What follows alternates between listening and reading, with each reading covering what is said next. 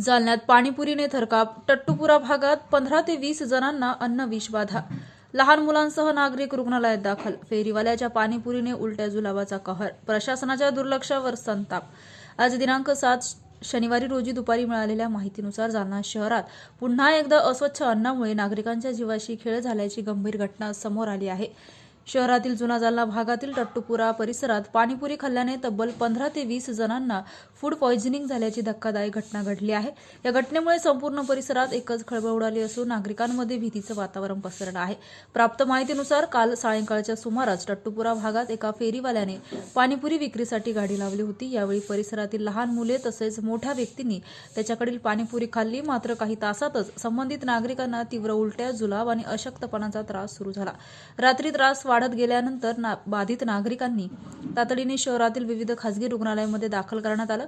सध्या सर्व रुग्णांवर उपचार सुरू असून काहींची प्रकृती चिंताजनक असल्याचीही माहिती समोर येत आहे. विशेष म्हणजे लहान मुलांचाही यात समावेश असल्याने पालकांमध्ये तीव्र संताप व्यक्त होत आहे. महापालिका आणि अन्न सुरक्षा विभाग झोपेत, नागरिकांचा सवाल.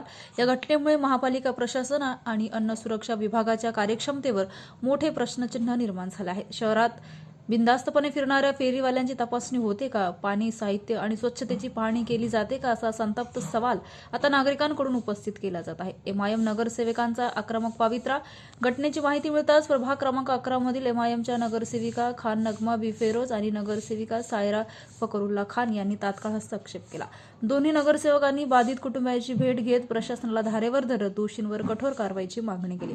नागरिकांच्या जीवाशी खेळ सहन केला जाणार नाही. दोषी फेरीवाल्यांवर गुन्हा दाखल करून त्याच्यावर कडक कारवाई झालीच पाहिजे असा इशारा त्यांनी दिला. दरम्यान अन्न विषबाधा झालेल्या नागरिकांच्या पालकांकडून संबंधित पाणीपुरी विक्रेत्यावर तातडीने गुन्हा दाखल करून कठोर कारवाईची मागणी करण्यात येत आहे. तसेच भविष्यात अशा घटना घडू नयेत यासाठी शहरातील सर्व फेरीवाल्यांची तपासणी आणि कारवाई मोहीम राबवावी अशी जोरदार मागणी होत आहे.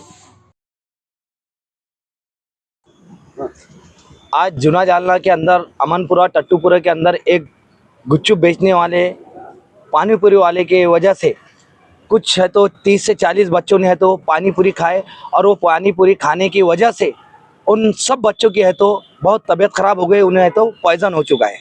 वो है तो हर जालना के नज़दीक के जो भी अस्पताल है अपने अपने जुना जालना के अंदर वो अपने अपने तरीके से है तो वहाँ पे उनका है तो वो ट्रीटमेंट चालू है। मेरी है तो प्रशासन से एक दिल खोल के ये गुजारिश है कि वो है तो उस पर है तो जल्द से जल्द कानूनी है तो कार्रवाई की जाए। इमरान खान, जुना जालना।